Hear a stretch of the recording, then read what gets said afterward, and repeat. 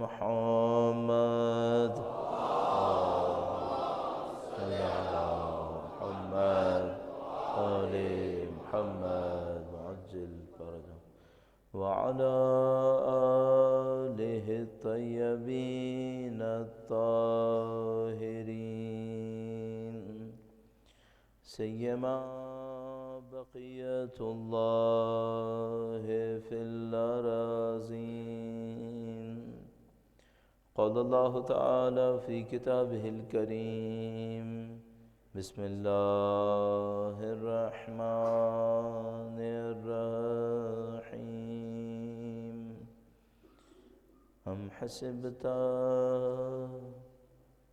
أن أصحاب الكهف والرقيم كانوا من آياتنا عجبا.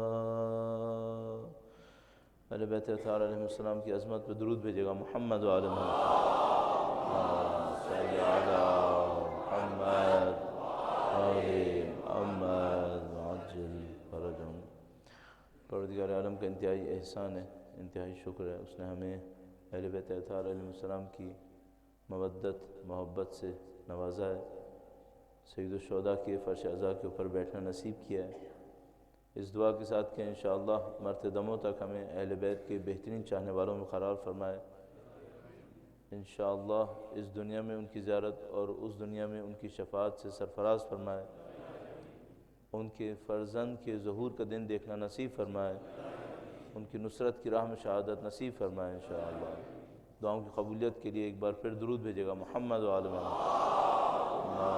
صلی علی محمد آل محمد عجل. پروردگار عالم نے انسان کو ایک خاص ہدف، ایک خاص مقصد کے ساتھ، خاص وسائل کے ساتھ، ایک خاص مدت کے لیے اس دنیا میں ارسال فرمایا ہے،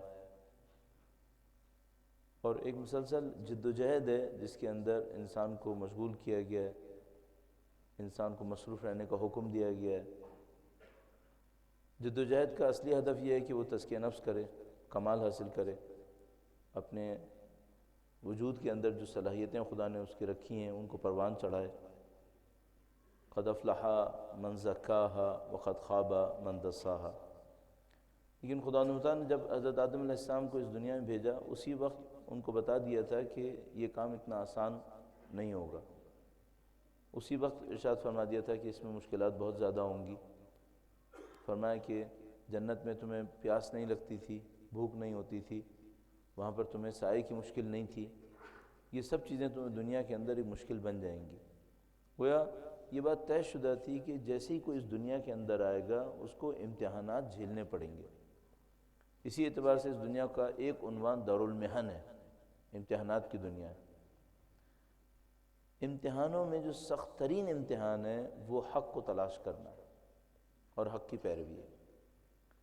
ہماری زندگی کے اندر بہت ساری چیزیں جو امتحان بن جاتی ہیں، لیکن اس سے زیادہ بڑھ کر کوئی سخت امتحان ہمارے پاس موجود نہیں ہے. اس حوالے سے کہ حق کی جستجو میں کون سے عوامل ہوتے ہیں جس سے کوئی شخص یا کوئی قوم حق کو حاصل کرتی ہے، اور کون سے عوامل ایسے ہوتے ہیں جس کی وجہ سے کوئی شخص یا کوئی قوم حق سے دور ہو جاتی ہے. چند نکات آپ کی خدمت میں عرض ہوں گے. انشاءاللہ اگلے 4 دنوں میں اس موضوع کو تفصیل سے سمجھنے کی کوشش کریں گے، اور اللہ سے دعا کریں گے کہ انشاءاللہ ہمیں حق کے راستے پر چلنے والوں اور باقی رہنے والوں میں قرار فرمائے انشاءاللہ. درود بھیجے گا. محمد و آل محمد صلی علی محمد آل محمد وعجل فرجهم. پروردگار عالم کا نظام جیسے کہ خود قرآن کریم کے اندر ارشاد فرماتا ہے کہ ایک کامل ترین نظام ہے، جامع ترین نظام ہے. کامل اور جامع نظام کی نشانی یہ ہوتی ہے کہ وہ اپنی کسی بھی ریسورس کو، کسی بھی وسیلے کو ضائع نہیں ہونے دیتا. ہر وسیلہ، ہر طریقہ اس کے ہدف کی طرف چل رہا ہوتا ہے. آپ ایک مثال اسکول کی مثال سوچ سکتے ہیں کہ اگر کوئی اچھا اسکول ہوگا تو وہ ہر طریقے سے کوشش کرے گا کہ بچہ اس میں کچھ سیکھے. یعنی مثال کے طور پر اس میں جو کوریڈورز بنے ہوئے ہوں گے، جو کلاسز بنی ہوئی ہوں گی، جو بچے کتابیں لے کے چل رہے ہوں گے، جو اساتذہ ہوں گے، حتیٰ جو چھٹی کا وقت ہوگا، جو بریک ہوگی، وہ سب کے اندر کوشش یہ ہو رہی ہوگی کہ بچے کچھ سیکھتے چلے جائیں. کہیں پر بھی کوئی بھی ذریعہ، کوئی بھی اس کا طریقہ ہدف سے دور نہ لے کے جائے. خدا کا نظام بھی ایسے ہی ہے، جامع نظام ہے، کامل نظام ہے. ہر چیز کا ہدف، ہر چیز کا مقصد اور ایک ہی ہدف ہے، ایک ہی مقصد ہے. ہر چیز کو امتحان میں استعمال کرے گا. کچھ آپ کے یہاں پہ رہنے کے تقاضے ہیں، ان کو بھی خدا متعال کا نظام امتحان میں استعمال کرے گا. اگر کوئی انسان یہاں پہ زندگی گزارے گا تو اس کو بھوک لگے گی، اسے پیاس بھی ہوگی، اس کو زندگی گزارنے کے دوسرے تقاضے پورے کرنے پڑیں گے. یہ چیزیں بھی امتحان کا حصہ بن جائیں گی. اور امتحان کا حصہ بن جائیں گی تو کم سے کم امتحان یہ ہوگا کہ کون ان چیزوں کو تقاضا سمجھے گا اور کون ان چیزوں کو ہدف سمجھ کے اس میں اپنا وقت گزارنے کی کوشش کرے گا. اس جملے کی مختصر سی تشریح عرض کروں اور انشاءاللہ ہدف کی طرف بڑھتے ہیں. درود بھیجے گا محمد و آل محمد. صلی علی محمد آل محمد عجل فرج.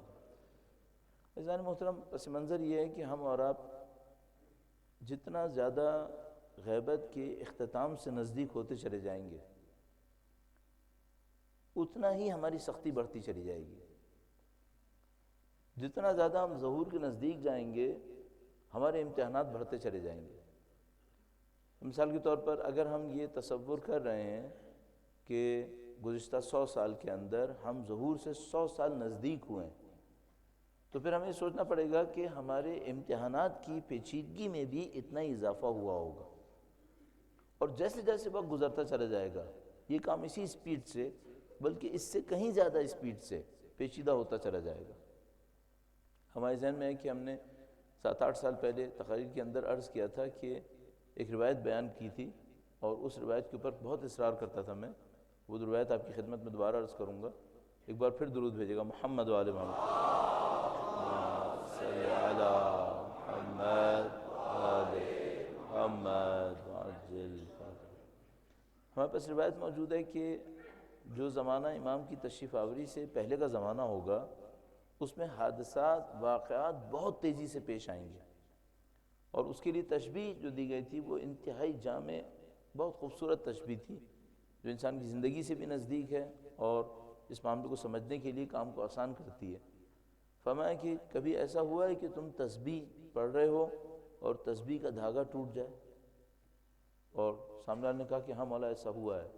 فرمایا جب تسبیح کا دھاگا ٹوٹ جاتا ہے تو انسان پہلے کوشش کرتا ہے ایک دانے کو پکڑ لے، اور جب وہ ایک دانے کو پکڑنے کی کوشش کرتا ہے تو دھاگے کے ٹوٹنے کی وجہ سے پورے دانے تسبیح سے نکل کر زمین پہ بہرنا شروع ہو جاتے ہیں، وہ بکھر جاتے ہیں. فرمایا کہ ہمارے فرزند کی تشریف آوری سے پہلے واقعات اس طرح سے انجام پا رہے ہوں گے. یعنی لوگ یہ نہیں سمجھ پائیں گے ہمیں کس واقعے کے اوپر کنسنٹریٹ کرنا ہے، کس مشکل کو حل کرنا ہے. ابھی وہ ایک مشکل کو حل کرنے کے لیے ایک دانے کو پکڑنے کی کوشش کریں گے، اچانک تسبیح کے 100 دانے زمین کے اوپر بہنا شروع ہو جائیں گے، بکھرنا شروع ہو جائیں گے، اور اس کو سمجھ میں نہیں آئے گا میں کس دانے کی طرف ہاتھ بڑھاؤں، اپنا کس دانے کو پکڑنے کی کوشش کروں. آپ کیا احساس کر رہے ہیں کہ ہمارے زمانے میں کچھ ایسا ہی ہو رہا ہے؟ مجھے لگتا ہے ایسے ہی ہو رہا ہے. ابھی ہم ایک واقعے کو پیش آنے کے بعد سمجھنے کی کوشش کر رہے ہوتے ہیں، ایک اور واقعہ پیش آ جاتا ہے. ابھی پہلے واقعے سے مکمل طور پر فارغ ہو کر نپٹے نہیں ہوتے کہ 2-3 واقعات اور پیش آ جاتے ہیں، اور انسان کا ذہن معاف ہو جاتا ہے کہ اب ان واقعات کی روشنی میں مجھے جو کچھ کرنا ہے وہ کیا ہے. اچھا، اگر کوئی تیار نہ ہو تو کیا ہوگا؟ اگر کوئی تیار نہیں ہوا تو وہ گھبرا جائے گا. اور مثال کے طور پر اگر 100 دانوں میں سے 60-70 کو بچا سکتا تھا تو گھبرا جانے کے نتیجے میں 15-20 کو بھی نہیں بچا پائے گا، اپنے ہاتھ سے کھو بیٹھے گا. یہ وہ پوائنٹ ہے جس کو اگر ہم قبول کر لیں کہ ہاں روایت ہم سے کہہ رہی ہیں کہ امام کی تشریف آوری سے پہلے واقعات تیزی سے پیش آئیں گے، امتحانات بہت زیادہ پیش آئیں گے، جس کو میں کہہ رہا ہوں کہ امتحانات پیچیدہ ہوتے چلے جائیں گے. ایک معاملہ یہ ہے کہ واقعات تیزی سے پیش آئیں گے لیکن واقعات سادہ ہوں گے. دوسرا معاملہ یہ ہے کہ واقعات تیزی سے پیش آئیں گے لیکن ہر واقعہ کمپلیکیٹڈ ہوگا، ہر واقعہ پیچیدہ ہوگا. اب صرف پاکستان کی حد میں اگر آپ دیکھیں، گزشتہ 25-30 سال کے اندر واقعات سادگی سے نکل کر انتہائی پیچیدگی کی طرف چلتے چلے جا رہے ہیں. اور جو کچھ آپ کے ہاں بھی پیش آیا ہے اس ماہ محرم کے عاشور کے دن، آپ جان رہے ہیں کہ کتنا پیچیدگی کے ساتھ پیش آیا ہے. اس پس منظر میں اور اس جیسی مشکل کا مقابلہ کرنے کی تیاری کے لیے ہمارے پاس ایک بنیادی سوال ہے، وہ یہ کہ قوموں میں وہ کون سی صلاحیتیں ہوتی ہیں جس سے کوئی قوم یا کوئی فرد امتحان میں کامیاب ہو، اور کون سی وہ جگہیں ہوتی ہیں جہاں پر قوم ایسے کسی امتحان کے مقابلے میں مشکل میں پھنس جاتی ہے. اور جب مشکل میں پھنس جاتی ہے تو جو اس کے مفادات بچائے جا سکتے ہیں وہ ان مفادات کو بھی نہیں بچا پاتی اور وہ اس کے ہاتھ سے نکلنا شروع ہو جاتے ہیں. اس پس منظر کے اندر یہ گفتگو کرنی پڑ رہی ہے کہ ہمیں یہ دیکھنا ہوتا ہے کہ امتحانات کون سے ہیں، ان امتحانات کے لیے تیاری کون سی چاہیے ہوتی ہے، ان امتحانات کے اندر سرخرو ہونے کے لیے ہمارے پاس کون سا راستہ ہوگا. ایک بار پھر درود بھیجے گا محمد و آل محمد صلی علی محمد آل محمد عجل. اور اس بات کو آپ اور میں بہت آسانی سے سمجھ سکتے ہیں کہ ہر دشمن جب اپنے مد مقابل کو کسی ایک مقابلے میں کمزور پڑتا دیکھتا ہے تو سمجھ جاتا ہے کہ اب وار کہاں سے کرنا ہے. یہ دنیا کے مقابلوں کے اندر بہت آسان ہے، شاید ایسی مثالیں ممبر پہ بیٹھ کے دینا مشکل ہو. کھیل کود کے اندر بھی ایسا ہی ہے.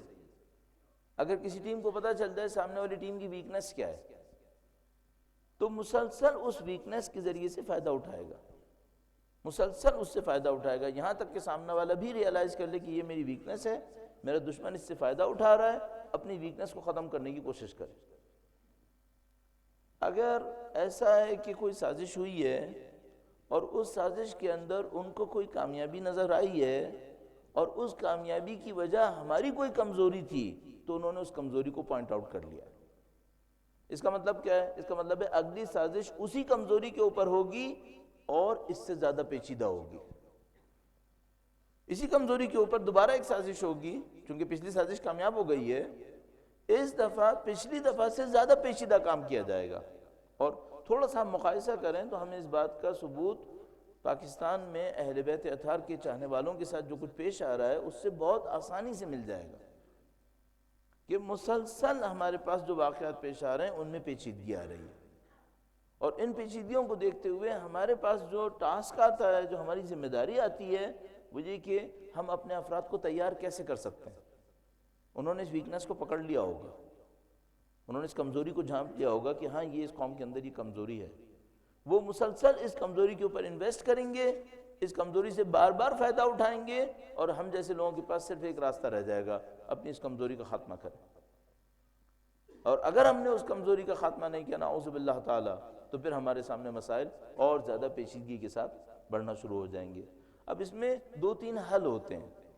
چونکہ میں نے موضوع پہلے بیان کیا ہوا ہے لہذا میرے پاس تھوڑا سا موقع ہے کہ میں اس کے پس منظر کو اچھی طریقے سے آپ کی خدمت میں عرض کر دوں. درود بھیجے گا محمد و آل محمد صلی علی محمد آل محمد عجل. جب بھی آپ کے سامنے کوئی مشکل پیش آتی ہے آپ کے پاس 2-3 راستے ہوتے ہیں. ایک راستہ تو یہ ہوتا ہے کہ آپ رد عمل کے اوپر اپنے کام کو انجام دیں، آپ رد عمل دکھائیں ریاکشن کے اوپر. آپ کے پاس ایک واقعہ پیش آیا ہے، آپ اس واقعے کے اوپر رکھتے ہوئے فوری طور پر ایک ریاکشن دکھائیں تاکہ یہ ٹیمپریری فیز ختم ہو جائے. یہ جو وقتی طور پر ایک مشکل آئی ہے یہ مشکل کسی طریقے سے ختم ہو جائے. آپ کم از کم اس فیز میں اب آپ نہیں ہیں. اگر یہ 11 محرم ہوتی، 12 محرم، 13 محرم، 14 محرم ہوتی، شاید میں بھی یہی کرتا کہ میں سوچتا کہ ابھی اس بات کو سوچنے کا وقت نہیں ہے کہ لمبی مدت میں کیا ہوگا. ابھی اس کو سوچنے کا وقت ہے کہ یہ جو مصیبت آئی ہے اس کا فوری طور پر جواب کیا ہوگا. اس کو ہم ریاکشن کہتے ہیں. ایک موقع ہے اپنے ریاکشن دینا ہے، آپ ریاکشن دیں تاکہ اس موقع کی مصلحت سے آپ محروم نہ رہ جائیں. کم سے کم اس موقع کی مصلحت کو تو فوری طور پہ حاصل کریں. لیکن ایک وقت ہوتا ہے جب موقع گزر چکا ہوتا ہے، اب وقت آتا ہے انسان سوچے لمبی مدت میں کیا ہونے والا ہے، لمبی مدت میں اس مشکل کا حل کیا ہے. اب اس واقعے کو ہمارے پاس 10-15 دن گزر چکے ہیں، فوری طور پر جو کچھ ہونا تھا ہوا یا نہیں ہوا اس سے قطع نظر اب ہم اس فیز سے باہر آ گئے. اب ایک سوال رہ گیا ہے، وہ یہ کہ کیا یہ سازش تکرار ہوگی؟ اگر دشمن کو کامیابی ہوئی ہے تو تکرار کیوں نہیں ہوگی؟ اگر دشمن کو یہاں پہ کوئی کامیابی نصیب ہوئی ہے اس کا مطلب یہ کہ یہ سازش تکرار ہوگی. اچھا، جب سازش ہوتی ہے تو وہ ایک پس منظر میں اور ایک زمینے میں انجام پاتی ہے.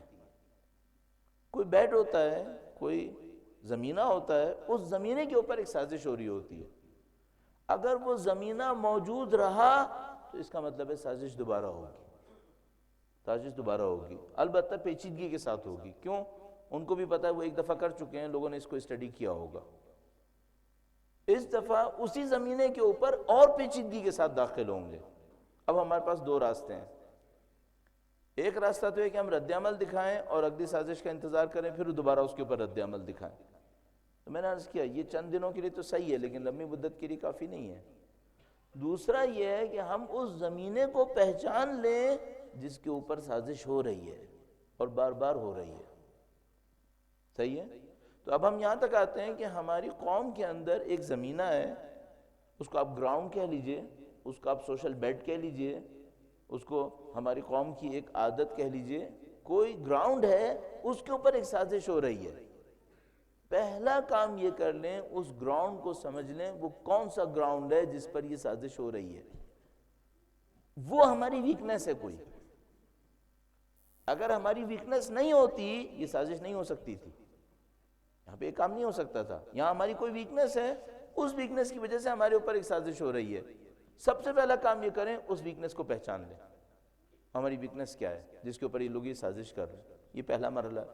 دوسرا کام، فرض کرو ویکنس سمجھ میں آ گئی، اور میں بھی آپ کی خدمت میں ایک مثال عرض کروں گا، اور یہ بھی سمجھ میں آ گیا کہ یہ ویکنس اگلے 10 سال میں بھی دور نہیں ہوگی. اب کیا ہوگا؟ فرض کریں ہم نے انالیسس کیا، ہمیں پتہ چل گیا ہمارے اندر ایک ویکنس ہے، ایک کمزوری ہے، اور ہمیں یہ بھی پتہ چل گیا یہ کمزوری اگلے 10 سال میں بھی دور نہیں ہوگی. اب کیا کرنا ہے؟ کیا اب ہم سرنڈر کریں اور ان سے کہیں کہ دوسری سازش کر لو، کوئی بات نہیں ہم سہنے کو تیار ہیں؟ ظاہر ہے کہ ہم نہیں کر سکتے. ہمیں فوری طور پہ دیکھنا ہوگا جو زیادہ سے زیادہ بہتری لا سکتے ہیں وہ بہتری کیا بہتری ہے، اس بہتری کو لانے کا طریقہ کار کیا ہوگا. آپ سمجھ رہے ہیں اس وقت صورتحال کیا ہے؟ ہم نے فرض کر لیں اپنے انالیسس میں پہچان لیا ہماری قوم کے اندر ایک کمزوری ہے، ہمیں یہ بھی پتہ چل گیا یہ کمزوری اگلے 10 سال میں بھی دور نہیں ہوگی.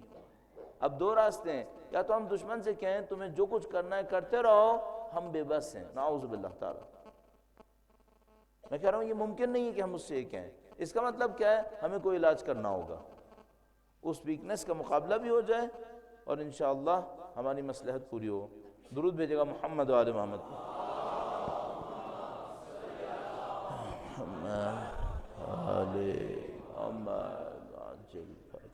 ایک بار پھر درود بھیجے گا محمد و آل محمد. صلی علی محمد و آل محمد. اب جب کہ آپ نے یہاں تک توجہ دی، اب ایک اور اگلا سوال ہے. یہ جو ہماری کمزوری ہے، کوئی بھی کمزوری ہے، اور اس کو دور کرنے کا کوئی بھی راستہ ہے، آیا سیرت اہل بیت کے علاوہ کہیں اور سے مدد لیں یا سیرت سے مدد لیں؟ یہ کہ پروردگار عالم نے 14 معصومین بھیجیں، 12 امام بھیجیں، اس کے اوپر غور کیا جاتا ہے 12 کا عدد کیوں ہے؟ ایک ہی معصوم کو کیوں نہیں بھیجا؟ ایک ہی امام کو کیوں نہیں بھیجا؟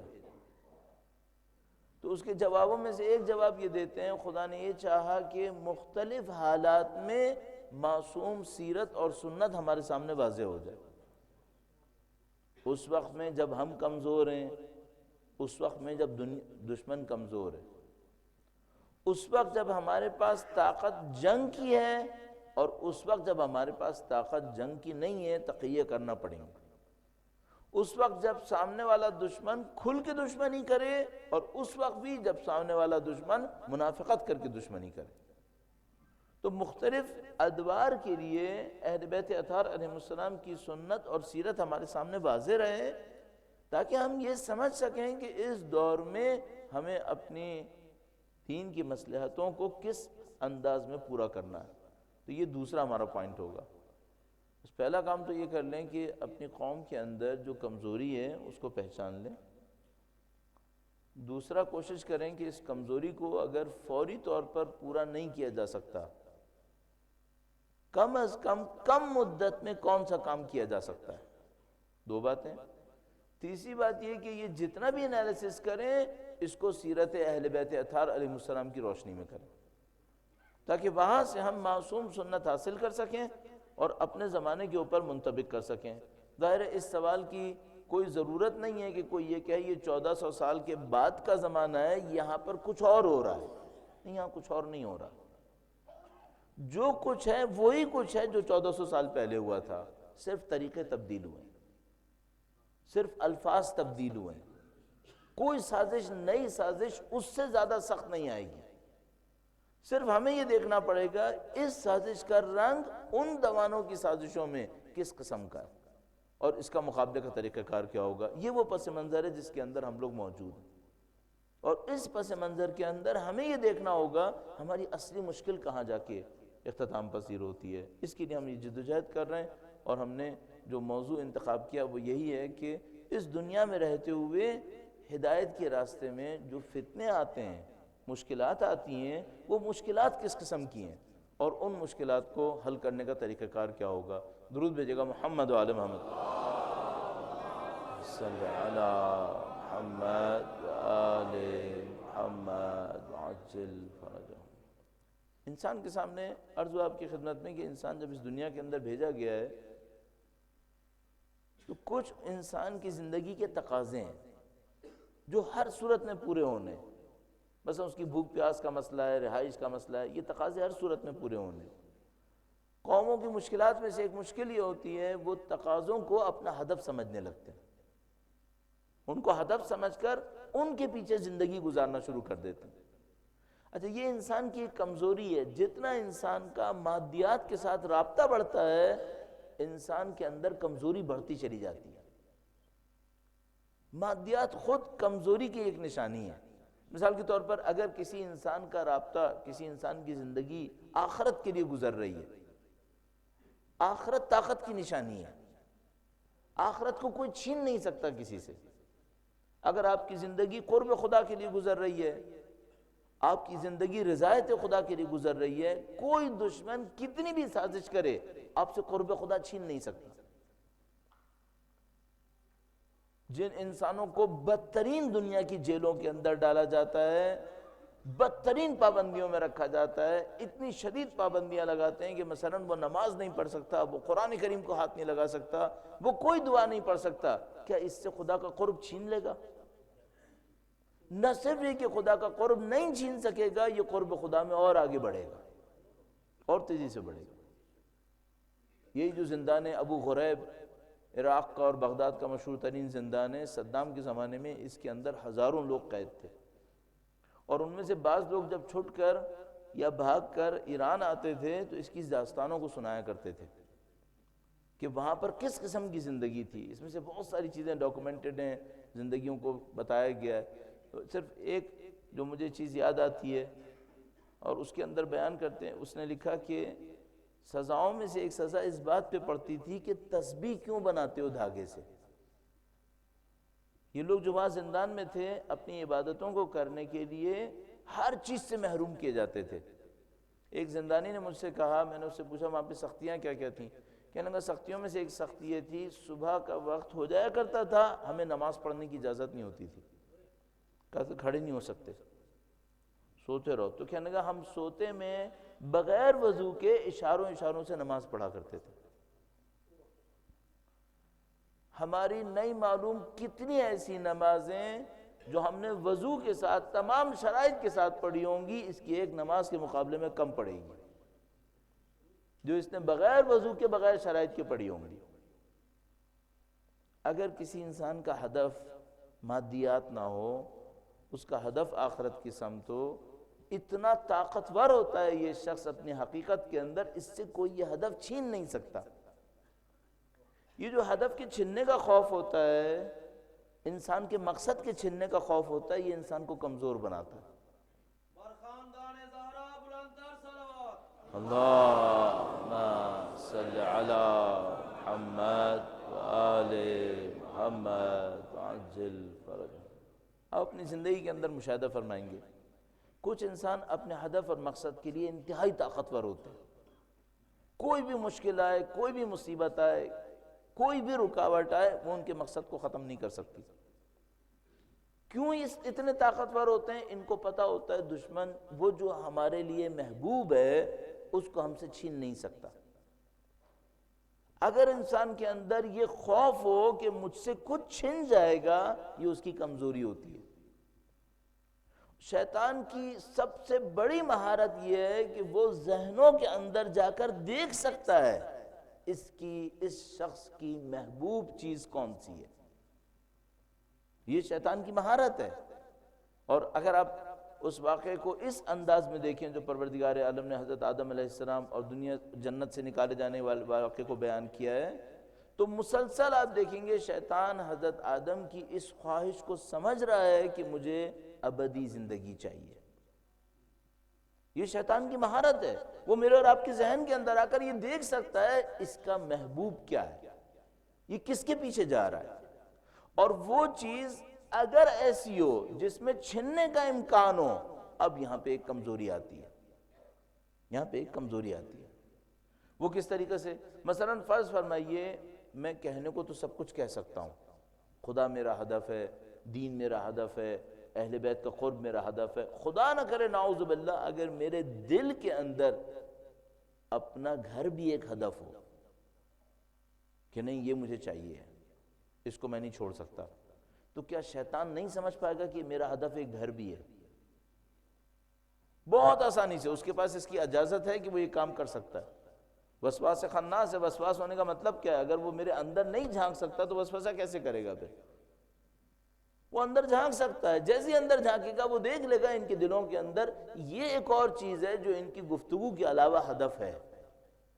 اب اگر وہ چیز ایسی ہوئی جس کا چھننے کا امکان ہوتا ہے، اب کمزوری آتی ہے، اب یہاں پہ کمزوری آتی ہے۔ بہت سادہ مثال کو تطبیق کر دیتا ہوں آپ کی خدمت میں۔ مثلا بدترین مثالوں میں سے ایک مثال عمر سعد کی ہے۔ عمر سعد کی ایک کمزوری ہے، کیا کمزوری ہے اس کی؟ یہ وہ نہیں ہے جو حق کو نہ پہچانتا ہو۔ یہ عمر سعد ان انسانوں میں سے نہیں ہے جن کو پتہ نہ ہو کہ حق کیا ہے، نہیں اس کو پتہ ہے کہ حق کیا ہے۔ اس کا مطلب کیا ہے؟ اس کا مطلب یہ کہ یہ شامیوں سے مختلف ہے۔ کچھ شامی ہیں جن کے عقلوں کو دھوکا ہوا ہے، ان کو معلوم نہیں حق کیا ہے۔ آپ نے انہی ایام کے اندر جو مولا چوتھے سرکار کی شہادت کی مناسبت سے ہیں، درود بھیجے گا محمد و آل محمد صلی علی محمد و آل محمد وعجل۔ یقیناً وہ مشہور و معروف واقعہ سنا ہوگا کہ جس میں مولا چوتھے امام نے شام کے بازار میں گزرتے ہوئے ایک شامی کے سامنے آئے قربہ پڑھی اور اس سے سوال کیا کہ وہ قربہ کون سے ہیں جس کا قرآن کریم میں تذکرہ ہے؟ اس نے کہا میں نہیں جانتا۔ امام نے فرمایا ہم ہی وہ قربہ ہیں جس کے لیے قرآن کریم نے یہ جملہ ارشاد فرمایا۔ جیسے ہی سنتا ہے امام کے سامنے سر جھکا لیتا ہے۔ یہ شامی شخص بہترین مثال ہے شامی قوم کے لیے۔ ان کو نہیں معلوم حق کیا ہے باطل کیا ہے، ان کو یہ سمجھایا گیا ہے بنی امیہ اہل قربہ ہیں، یہ ان کے نام پہ سب کچھ کرنے کو تیار ہیں، ان کو دھوکا ہوا ہے۔ آئے عمر سعد بھی ایسا ہی ہے؟ نہیں، عمر سعد ایسا نہیں ہے۔ عمر سعد کو بہت اچھی طرح پتا ہے حق کیا ہے باطل کیا ہے۔ آپ کے ذہن میں شب عاشور سید الشہداء نے عمر سعد کو خیمے میں بلا کر، دو لشکروں کے درمیان خیمہ لگوایا گیا، کوئی بھی شخص اس خیمے میں نہیں آ سکتا تھا، اس بات کو طے کیا گیا، اور یہ اس لیے کیا گیا تاکہ عبید اللہ ابن زیاد کا کوئی جاسوس عمر سعد کے بارے میں رپورٹ نہ کر سکے۔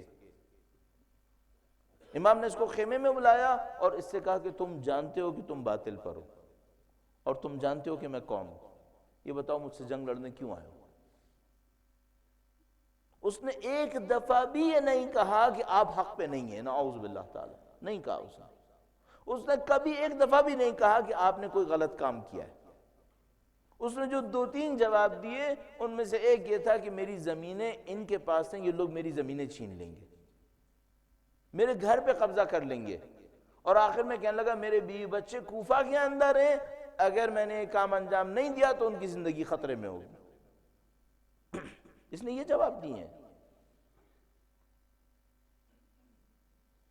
اس کا مطلب ہے اس کو بہت اچھی طرح پتا ہے حق کہاں ہے باطل کہاں ہے۔ یہ اپنی کمزوریوں کی نشاندہی کر رہا ہے، یہ کہہ رہا ہے میرا تعلق زمین سے ہے، میرا تعلق گھر سے ہے، میرا تعلق بیوی بچوں سے ہے، اور یہ تعلقات میری کمزوری کا سبب بنے ہوئے ہیں، یہ اس کی کمزوری کا سبب بنے ہوئے ہیں۔ اچھا اگر یہ تعلقات نہ ہوں تو پھر انسان میں کوئی کمزوری ہے کیا؟ نہیں، پھر کوئی کمزوری نہیں ہے۔ حضرت حر کیوں نہیں رکے؟ پھر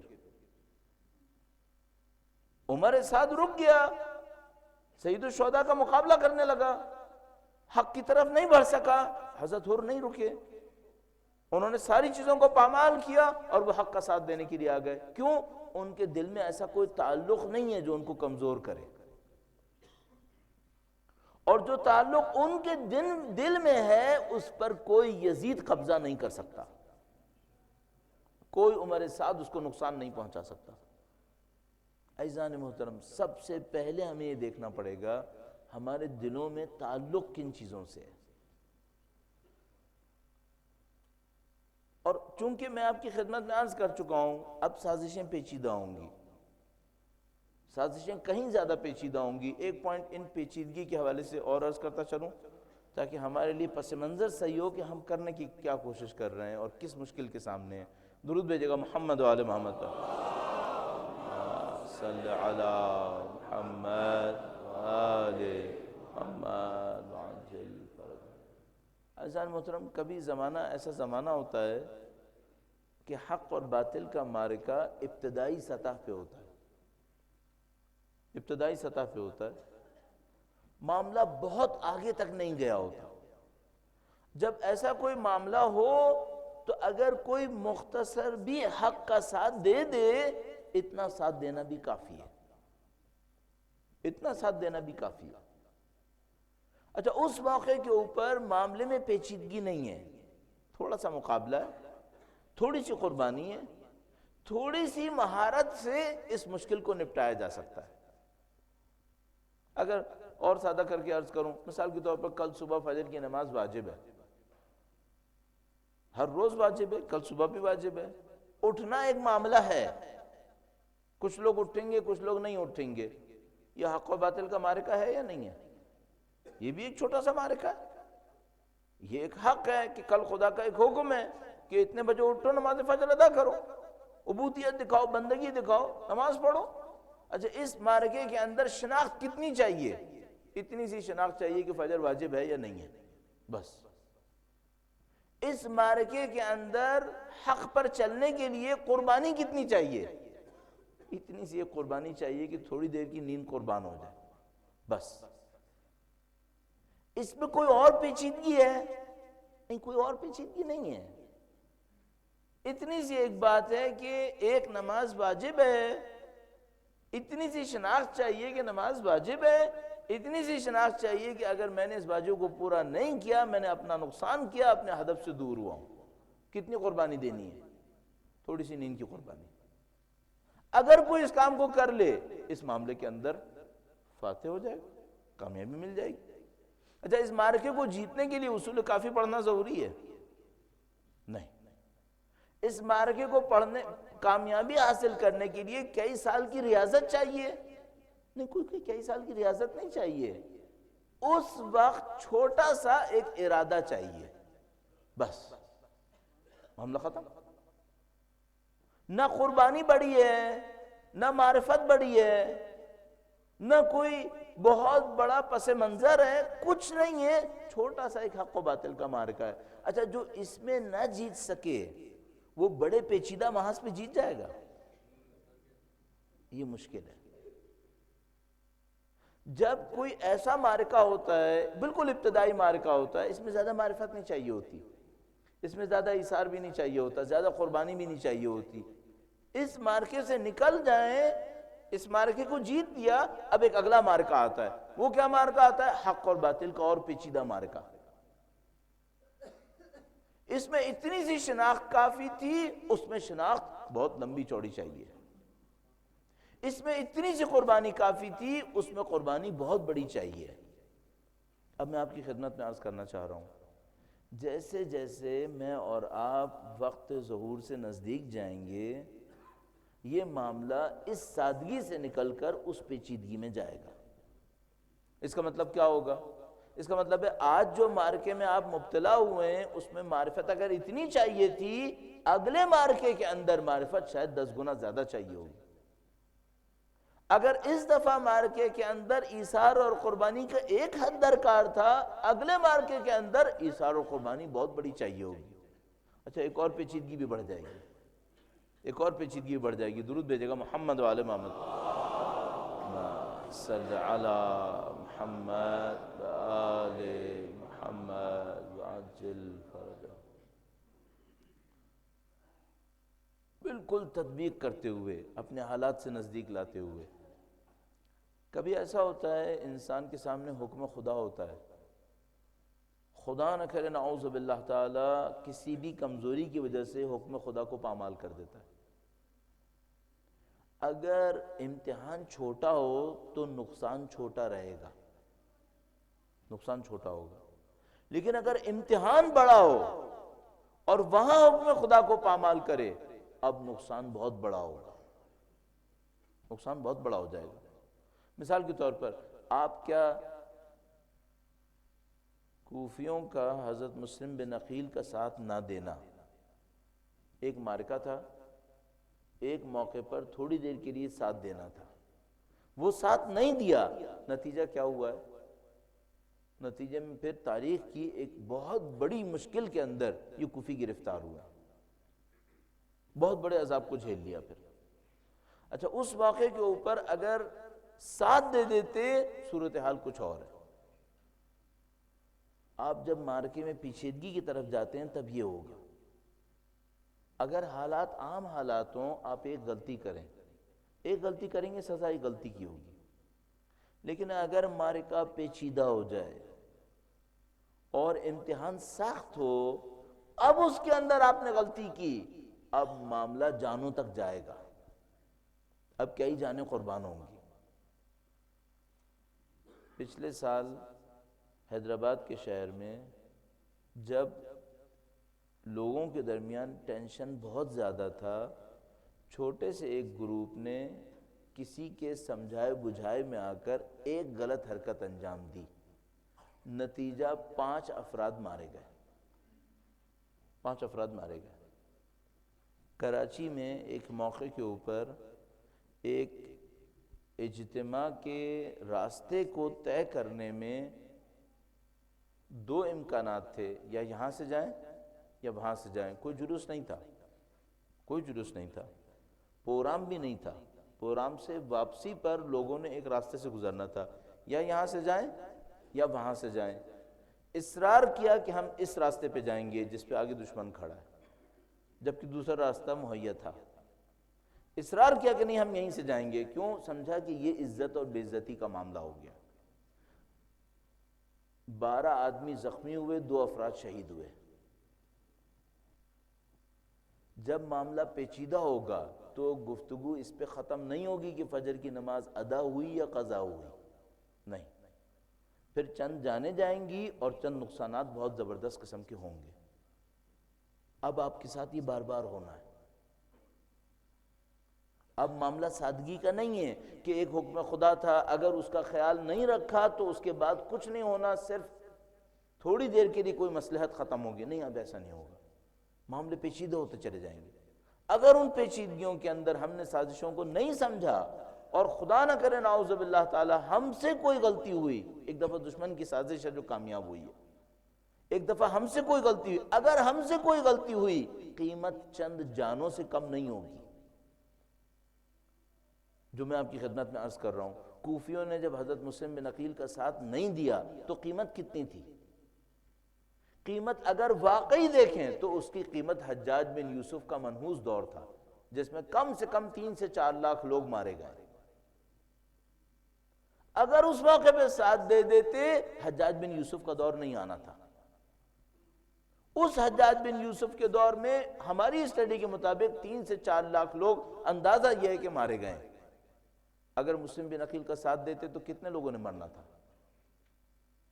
بہت ہوتا 40-50 لوگوں نے، 100 لوگوں نے شہید ہونا تھا۔ کتنے لوگ بچ جاتے؟ 3 سے 4 لاکھ لوگ بچ جاتے۔ عزیزان محترم، جب معرکہ سخت ہوتا ہے تو پھر یہ صورتحال آتی ہے۔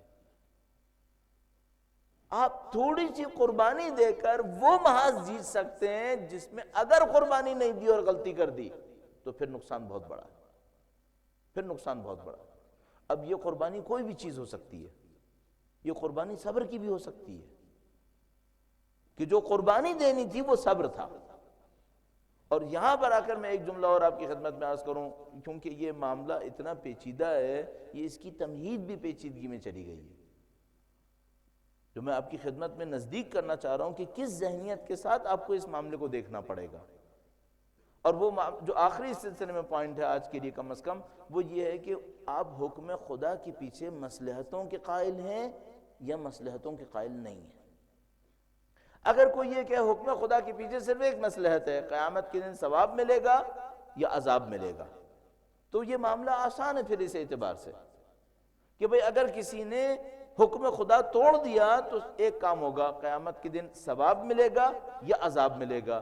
لیکن اگر ان احکام کے پیچھے دنیا میں بھی کوئی مصلحت ہے تو اس کا مطلب کیا ہے؟ اس کا مطلب ہے جو بھی خدا کا حکم توڑے گا نہ آخرت نصیب ہوگی نہ دنیا نصیب ہوگی، دنیا بھی نصیب نہیں ہوگی۔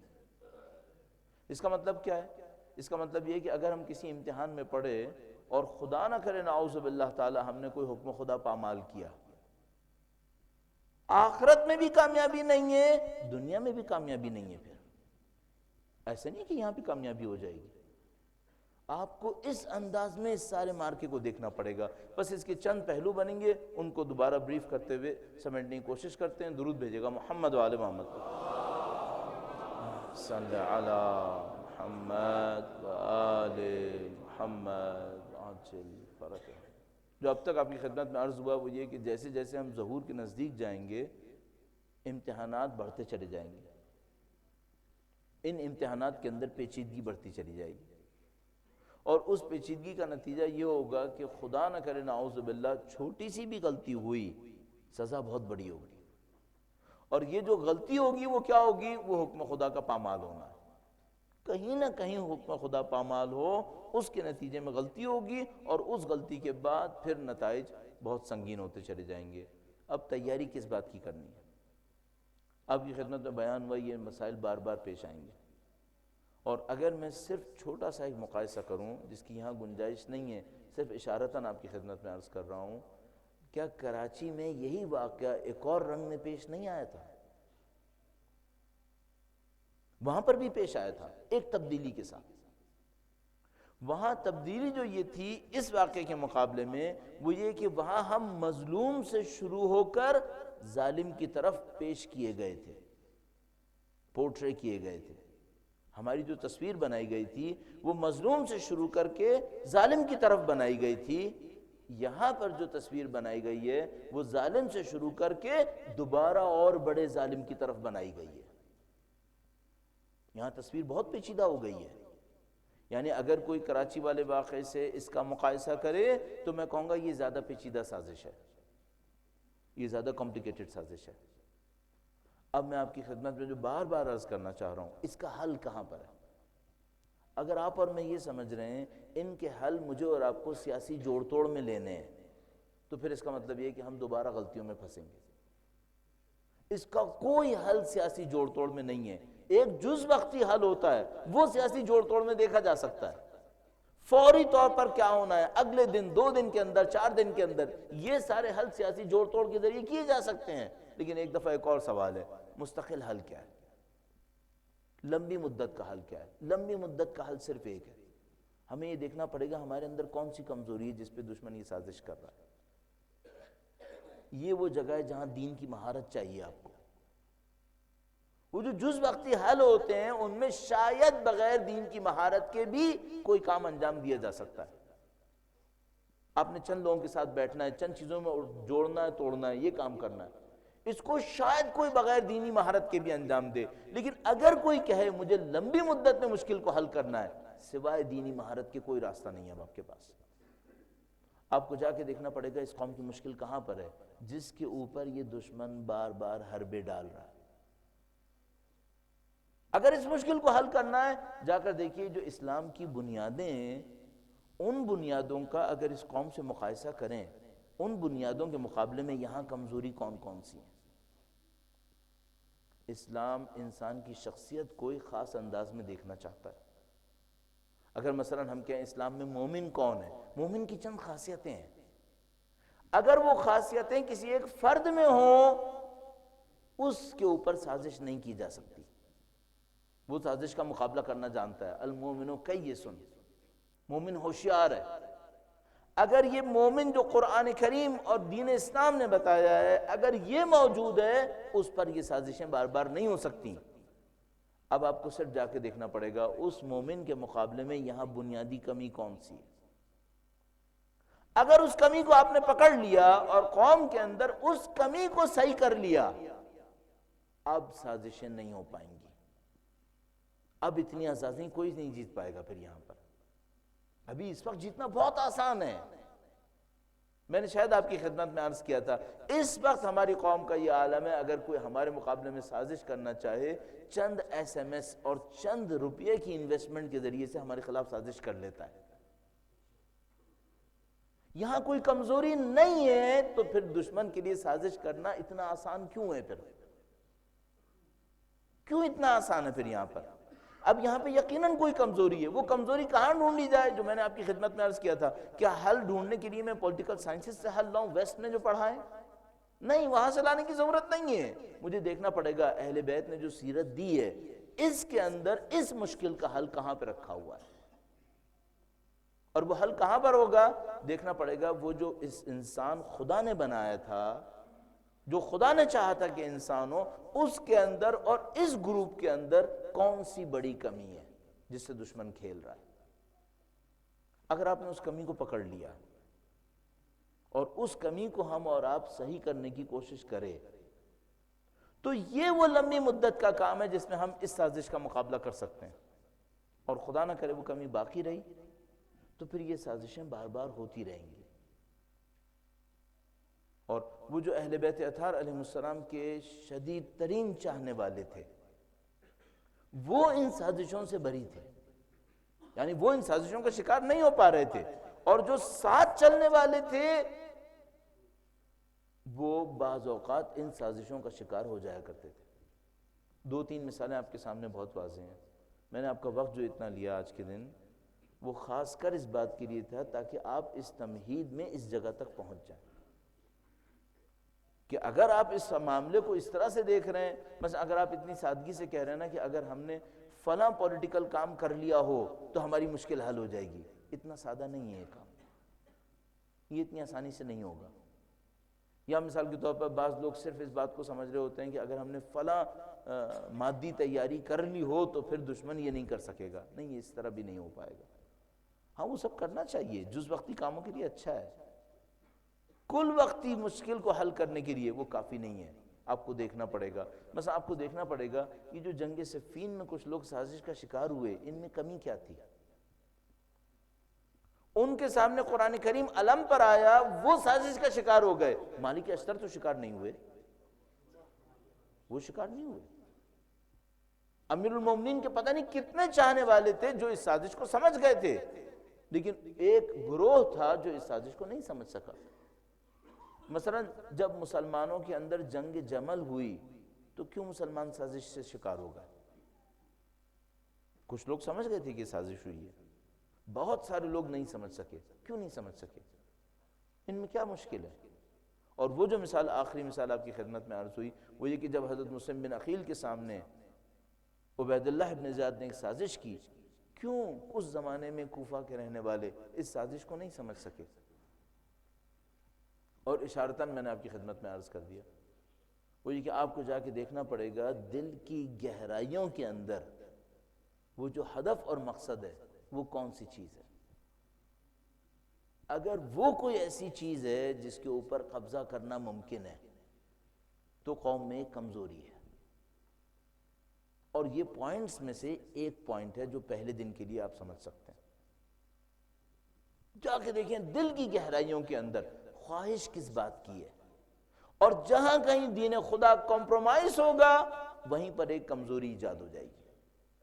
جہاں کہیں دین خدا پہ کمپرومائز ہوگا، دین خدا پامال ہوگا، وہاں ایک کمزوری ایجاد ہو جائے گی. اس کمزوری سے دشمن فائدہ اٹھائے گا. یہ ایک قانون کلیہ ہے ہمارے پاس، کہ اگر آپ حکم خدا پامال نہ کرنے دیں، حکم خدا کے تحت زندگی گزار رہے ہوں، آپ کے اندر کوئی ویکنس نہیں آئے گی. کوئی ویکنس نہیں آئے گی، دشمن کی کوئی سازش آپ کے اوپر مؤثر نہیں ہو پائے گی. اور اگر اس طرح سے ہم دیکھیں تو یہ کربلا کا میدان ہمارے لیے غیر معمولی میدان ہے. وہ کوفہ میں رہنے والے حضرت مسلم بن عقیل کے ساتھ چلنے والے دشمن کی ایک سازش کا شکار ہو گئے. تعداد میں بے انتہا تھے، کافی زیادہ تھے، حضرت مسلم بن عقیل کا ساتھ نہ دے سکے اور حضرت مسلم بن عقیل کو اس مشکل کے اندر مبتلا کر دیا. یہ جو کربلا میں چلنے والے ہیں یہ کسی سازش میں کیوں نہیں آئے؟ مثلا کیا ہم یہ سوچ رہے ہیں کہ وہ عبید اللہ ابن زیاد جس نے 8 محرم کو حضرت مسلم بن عقیل کے مقابلے میں وہ سازش کی تھی، بعد میں 1 مہینے تک 10 محرم تک اس نے اور کوئی سازش نہیں کی ہوگی؟ اسے نہیں معلوم کتنی سازشیں کی ہوں گی. مثلا جب سید الشہداء کا لشکر 2 محرم کو کربلا میں داخل ہو گیا تھا، اس کے بعد سے لے کے 8 محرم تک اس سازشی ذہن کے پاس امکان تھا کہ یہ سازشیں کر کر سید الشہداء کے لشکر میں پھوٹ ڈال دیتا. کیا اس نے کوئی سازش نہیں کی ہوگی؟ نہ صرف کی ہوگی بلکہ ہمارے پاس قطعاً پروفز موجود ہیں جو سازشیں کر رہا تھا. وہ مسلسل کرتا رہا، لیکن اس گروپ کے اوپر ان سازشوں کا کوئی اثر نہیں ہوا. یہ کیوں نہیں ہوا؟ ان کے اندر کیا خاص بات ہے؟ ہمیں اس کو دیکھنا ہوگا. اور عزیزان محترم، ایک بات ہمارے ذہن میں ہمیشہ رہے گی، وہ یہ کہ جب بھی غلطی کریں گے اب قیمت سیاسی نہیں ہوگی، اب قیمت خون کی ہوگی. اب صرف سیاسی قیمت چکانی نہیں پڑے گی کہ سیاست کے میدان میں فلاں کمزوری آ جائے گی، نہیں، اب ایسا نہیں ہوگا. اب جب بھی غلطی کریں گے قیمت خون سے دینی پڑے گی. اور ایک اور بات آپ کی خدمت میں عرض کرتا چلوں، اور اس کو جسارتاً عرض کر رہا ہوں، نہ صرف خون سے قیمت دینی پڑے گی بلکہ مقدسات کی پامالی سے قیمت دینی پڑتی ہے. یہ مشکل پیش آتی ہے. جب کبھی ہمارے اندر کمزوری ہوگی دشمن اس سے فائدہ اٹھائے گا، وہ سازش کرے گا. اگر اس کی سازش چند گئی تو 2 چیزیں حاصل ہو جائیں گی، کچھ خون بہے گا مظلوم کا اور کچھ مقدسات پامال ہو جائیں گے. یہ ہمیشہ کا معاملہ ہے. اور بیان کرنے والے بیان کر سکتے ہیں کہ ان سب کے پیچھے کوئی نہ کوئی معاملہ ہونا چاہیے. جب سید الشہداء 61 ہجرہ میں اپنی قربانی دے چکے تو 62 ہجرہ کے آخر میں مدینے پہ اور 63 ہجرہ کے شروع میں کعبہ پہ حملہ ہوا ہے، مقدسات پامال ہوا. قوم کی ایک بڑی غلطی کچھ مظلوم خون بہا دیتی ہے، کچھ مقدسات کو پامال کروا دیتی ہے. اس کا صرف ایک راستہ ہے، کچھ لوگ تیار ہو جائیں وہ کہ ہم غلطی نہیں کریں گے، ہم غلطی نہیں ہونے دیں گے. خون کا بھی دفاع ہوگا، مقدسات کا بھی دفاع ہوگا. البتہ اس دوران میں وہ جو مظلوم خون بہتا ہے وہ سرخرو ہوتا ہے، اس کے اوپر کوئی گرفت نہیں کی جا سکتی، اس نے اپنے مقام کو حاصل کرنا ہوتا ہے. اگر ایک قوم بے حس ہے اور اس کے اندر سید الشہداء تشریف فرما ہے اس بے حس قوم کی بے حسی کی وجہ سے سید الشہداء کی قربانی ہوگی اور سید الشہداء کو مقام نصیب ہوگا، ان کے مقام میں کوئی کمی واقع نہیں ہوگی۔ اور یہ کربلا اس طرح کا ایک محاذ ہے۔ عزیزان محترم، کربلا کے میدان میں سید الشہداء کا جو انتخاب ہے وہ انتہائی اہمیت کا حامل ہے۔ بہت سارے لوگوں نے سید الشہداء سے ملحق ہونے کی کوشش کی ہے، ملحق نہیں ہو سکے۔ کچھ لوگ ایسے ہیں جن کو سید الشہداء نے دعوت بھی دی ہے، وہ سید الشہداء کے ساتھ نہیں آ سکے، اور کچھ لوگ ایسے ہیں جن کو سید الشہداء نے کچھ نہیں کہا اور وہ سید الشہداء کے ساتھ رہے۔ گویا یہ جو کربلا کا میدان ہے یہ بہت چن چن کر لوگوں سے بنایا گیا ہے، اس میں پاکیزہ لوگوں کو جمع کیا گیا ہے۔ شاید صبح عاشور تک بھی لوگوں کو معلوم نہیں تھا کہ کس فوجی کا، دوسرے دیکھنے والوں کو معلوم نہیں تھا کس کا کردار کیا ہے۔ شب عاشور ہمارے پاس روایت موجود ہے، ہم لوگ بچپن سے سن رہے ہیں کہ سید الشہداء نے تمام اصحاب کو جمع کیا تھا اور ہر صحابی کو خبر دی تھی کہ تم اس مقام پر یہاں پر گرو گے اور جنت میں تمہارا یہ مقام ہوگا۔ سید الشہداء نے ایک ایک کو آگاہ کیا تھا۔ شاید اس موقع پر یہ جو سید الشہداء کے ساتھ چلنے والے تھے ان کو سمجھ میں آ گیا تھا کہ ہمارا کردار کیا ہے، لیکن ابھی بھی دشمن کے سامنے واضح نہیں تھا کہ مثلا حضرت حر کا کردار یہاں پر کیا ہے، حضرت حبیب ابن مظاہر کا کردار کیا ہے، اور سید الشہداء جانتے تھے۔ ایسے سید الشہداء کے سپاہیوں میں ایک سپاہی سید الشہداء کا ایسا ہے جس کا کردار شاید عصر عاشور تک کسی کو نہیں پتا تھا۔ شب عاشور کی ایک روایت موجود ہے جس میں سید الشہداء جب تمام اصحاب کو بتا رہے تھے کہ تم یہاں گرو گے شہید ہوگے، تم وہاں گرو گے، ایک موقع پر حضرت قاسم علیہ السلام نے دیکھا کہ سب کا بیان کیا ہے، میرا کچھ بیان نہیں کیا۔ تڑپ کر سید الشہداء سے کہا کہ امو جان میں شہید ہوں گا یا نہیں ہوں گا؟ سید الشہداء نے فرمایا بیٹا قاسم آپ بھی شہید ہوں گے، یہاں تک کہ شیرخوار علی اصغر بھی مارا جائے گا۔ شاید پورے واقعے کربلا میں یہ ایک واحد روایت ہے جس کے اندر علی اصغر کی شہادت کا ذکر آیا ہے۔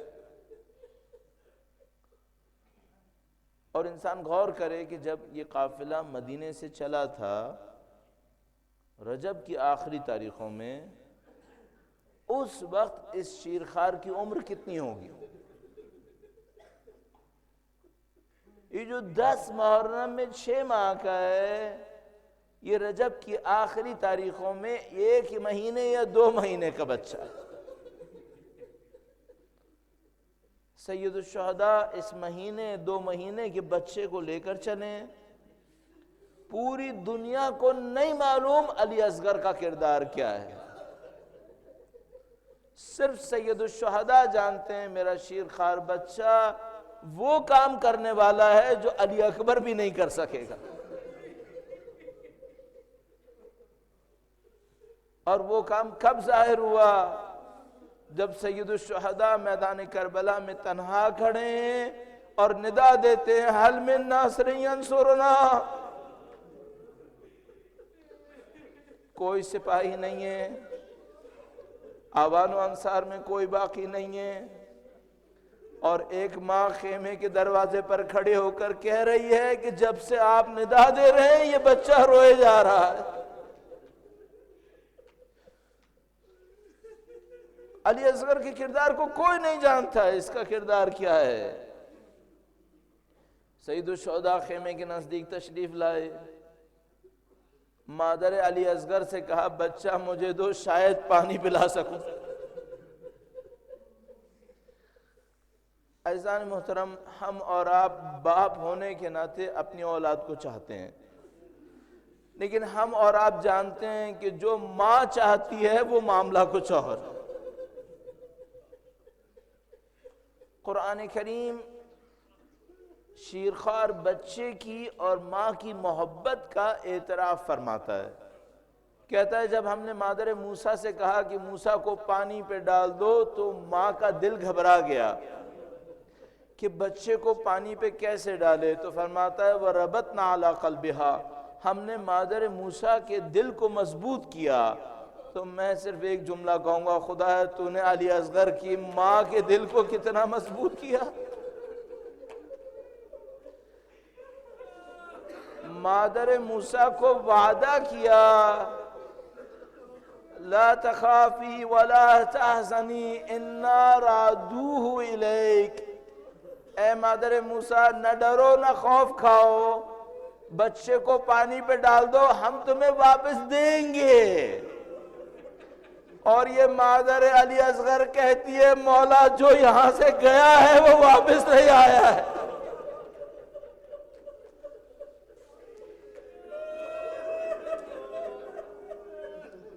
علی اصغر کا کردار کسی کو بھی نہیں معلوم ابھی تک کیا کردار ہے.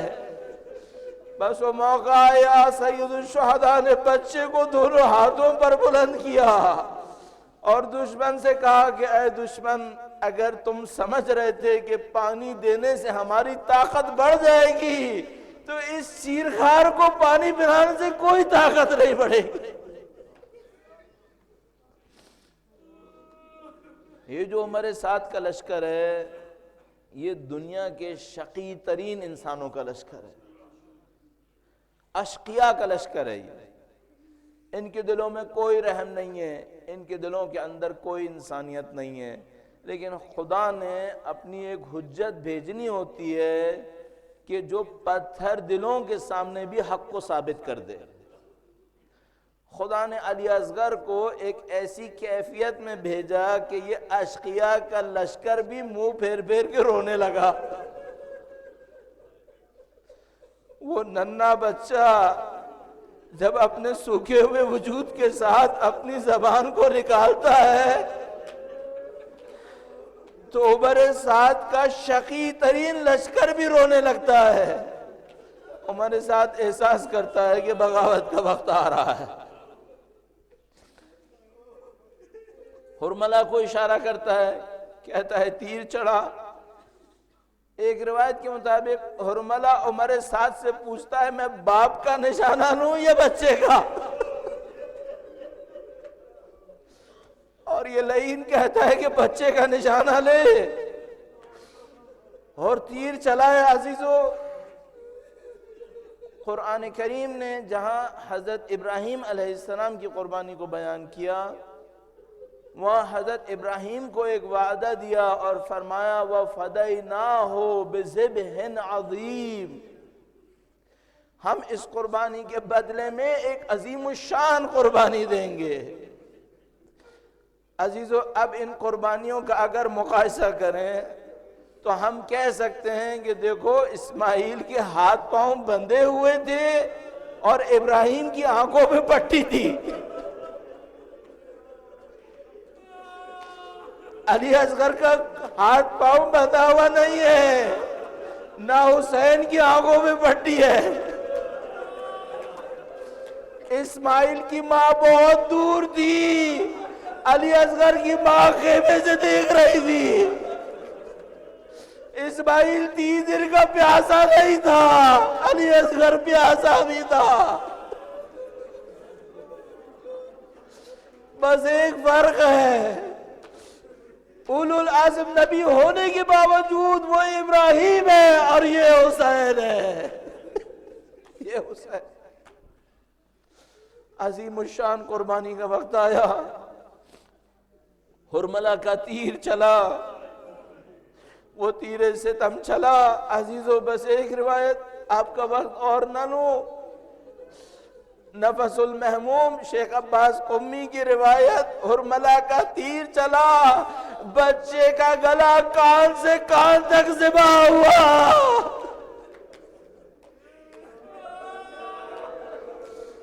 ارے اس ننھے سے گلے میں چھدنے کا کوئی امکان نہیں تھا، یہ ذبح ہوتا چلا گیا. سید الشہداء نے صبح عاشور سے لے کر عصر عاشور تک بہت لاشیں اٹھائیں تھیں، بڑے بڑے اصحاب کے لاشیں اٹھائے تھے، ایک مخدرات کے خیمے میں لاتے تھے، پہلے خواتین لاشیں کے اوپر گریا کرتی تھیں، پھر اس لاشیں کو لے کر لاشوں کے خیمے کے اندر رکھ دیا کرتے تھے۔ سید الشہداء نے صبح سے لے کر عصر عاشور تک اس کام کو انجام دیا تھا، بس ایک لاشا تھا جو حسین خواتین تک نہیں لے کر آئے، وہ علی اصغر کا لاشا تھا۔ ان کو پتا تھا جن خواتین نے علی اکبر کے لاشے پہ صبر کیا تھا، اب علی اصغر کا لاشا صبر کے قابل نہیں تھا۔ اس لاشے کو پشت خیمہ لے گئے۔ عزیزو بس ایک جملہ اور آپ کی خدمت میں، آپ نے ذوالفقار کا نام سنا ہے، ذوالفقار بدر و خیبر میں خوب چلی ہے، لیکن خدا شاہد ہے ذوالفقار سے جو کام حسین نے لیا وہ امیر المومنین نے نہیں بھی لیا۔ اس ذوالفقار سے علی اصغر کی قبر خود ہی ہے۔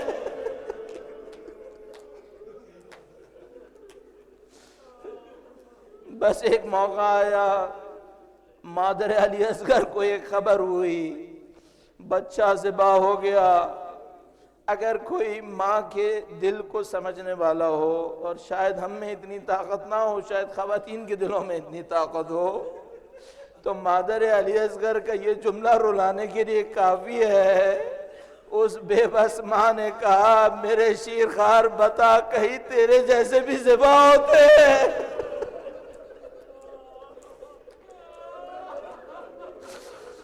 الا لعنت اللہ علی القوم الظالمین وسیعلم الذین ظلموا ای منقلب ینقلبون۔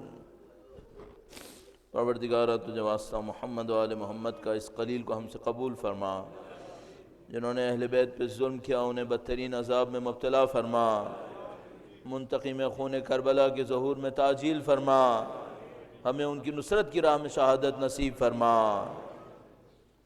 ربنا تقبل منا انك انت السميع العليم بجاہ محمد وآلہ الطاہرین۔